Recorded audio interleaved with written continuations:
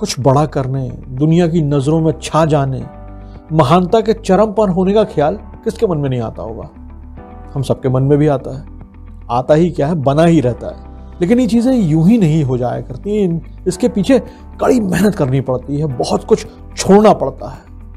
महानता निर्विवादित रहे इसके लिए तो और भी कई त्याग करने पड़ते हैं, और ये एक तरह से इंसान रहते हुए भगवान बन जाने जैसा है।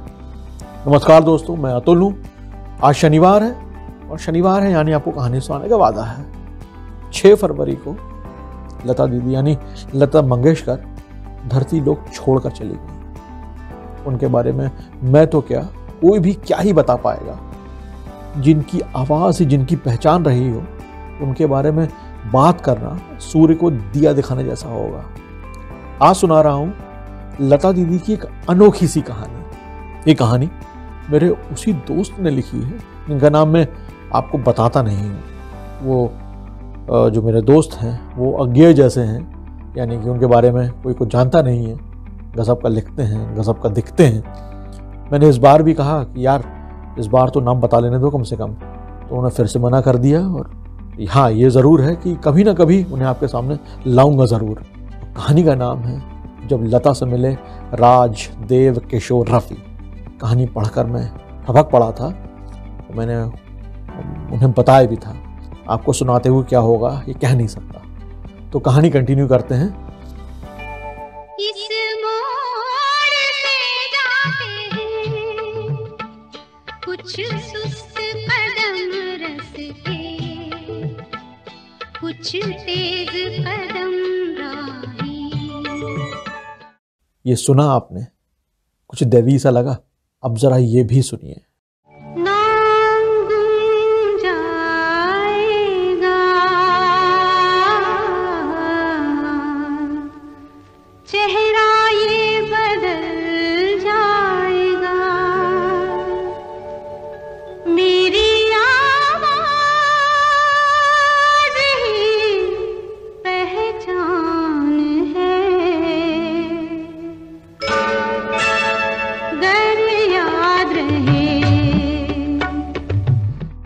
ये लाइन तो जैसे लता जी के लिए ही लिखी गई थी।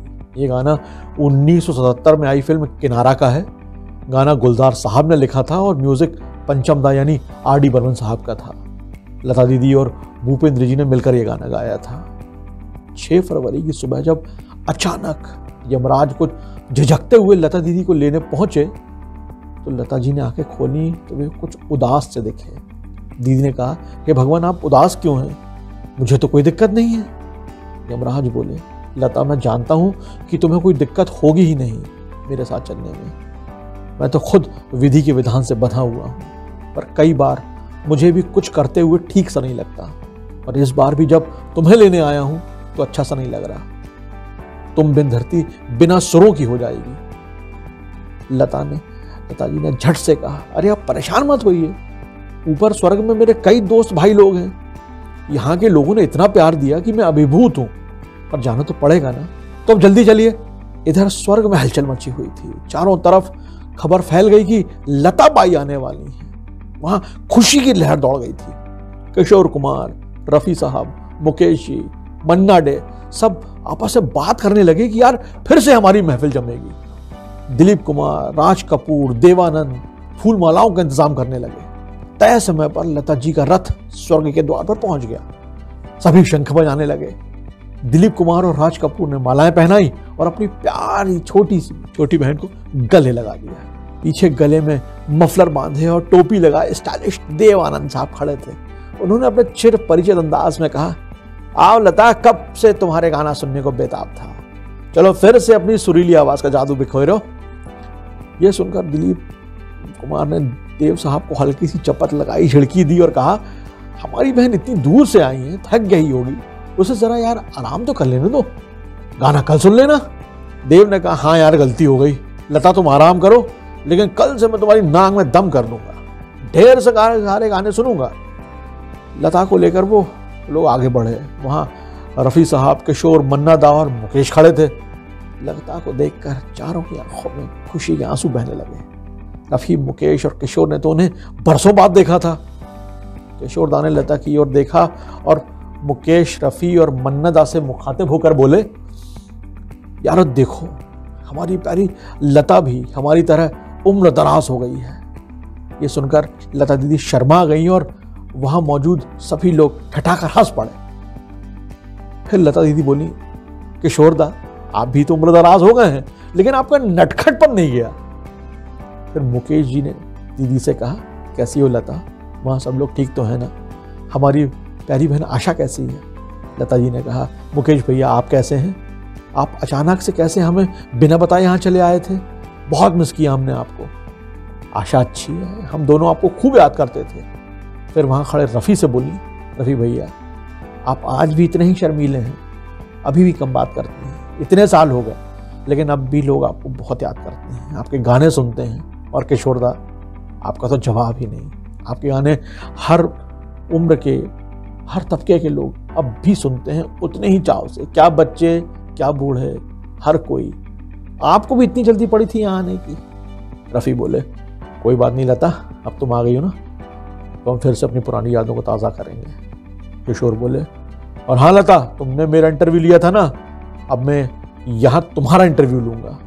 तबाक से मन्नदा बोले, मैं तो कुछ सालों पहले ही यहाँ पहुंचा हूँ लता, लेकिन ये रफ़ी, मुकेश और किशोर तो यहाँ बरसों से जमे हैं। इन तीनों ने मेरी बड़ी रैगिंग ली, मुझसे खूब गाने गवाए। अब तुम आ गई हो तो हम दोनों मिलकर इन तीनों की खबर लेंगे। लता बोली, मन्नदा आप बिल्कुल फिक्र ना करें, मैं आपकी टीम में हूँ। दीदी जरा ही आगे बढ़ी कि शंकर जयकिशन, SD बर्मन, नौशाद, C रामचंद्र, खेमचंद्र प्रकाश, कल्याण जी भाई, मदन मोहन और पंचम जैसे संगीतकारों का टोला मिल गया। किसी ने दीदी की जमकर तारीफ की तो किसी ने उन्हें पुचकारा। सबने एक ही बात कही कि लता, तुम्हारी आवाज़ ने गानों में 4 चांद लगा दिए थे। तुम्हारी आवाज़ ने बताया कि गाना अच्छा लिखा था और अच्छा संगीत दिया गया था। दीदी हाथ जोड़कर सबका धन्यवाद जता ही रही थी कि हैट लगाए हुए OP नैयर आ गए। नैयर साहब ने माफ़ी मांगते हुए कहा, लता, वहाँ तुमसे गाना नहीं गवा पाया, वो मेरी भूल थी।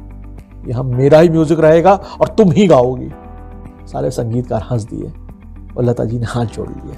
हंसी ठट्टा मचा ही हुआ था कि तभी पीछे से राज कपूर साहब पहुंच गए और आवाज़ देकर बोले, अरे चिंटू चिंपू, कहाँ हो तुम लोग? देखो तो तुम्हारी प्यारी लता आंटी आई हैं। ये सुनकर अंदर के कमरे से ऋषि कपूर और राजीव कपूर दौड़ते चले आए और उन्होंने दीदी को देखा। दोनों आंखों से आंसू टपके और दोनों लता दीदी के चरणों में झुक गए। बस यही थी आज की कहानी। दोस्तों, हम इंसान हैं, ज़ाहिर है गलतियां होंगी ही। कड़ी मेहनत, लगन से सफलता का चरम महानता हासिल कर भी लेंगे। शिखर की तरफ बढ़ने के रास्ते में छींटे ना लगें, ये थोड़ा मुश्किल है। लेकिन लता जी का जीवन गायकी निष्कलंक है, बेदाग है, वो उज्जवल सूर्य की तरह है। लोग कहते हैं कि लता जी पर माँ सरस्वती की असीम कृपा थी। मुझे लगता है कि वो माँ सरस्वती का ही रूप थी। ज़्यादा ज्ञानवाणी हो गई हो तो माफ़ी चाहता हूँ। अगले शनिवार शाम 6 बजे आनी के YouTube चैनल पर एक नई कहानी लेकर आऊँगा। तब तक स्वस्थ रहिए, खुश रहिए, अपनों के साथ रहिए और सुनते रहिए मुझे यानी अतुल को। कहानी अच्छी लगती हूँ तो हमारा YouTube चैनल ज़रूर सब्सक्राइब कीजिएगा और अपनों से भी करवाइएगा। आज आपको लता दीदी गानों के साथ छोड़कर जा रहा हूँ। जय हिंद।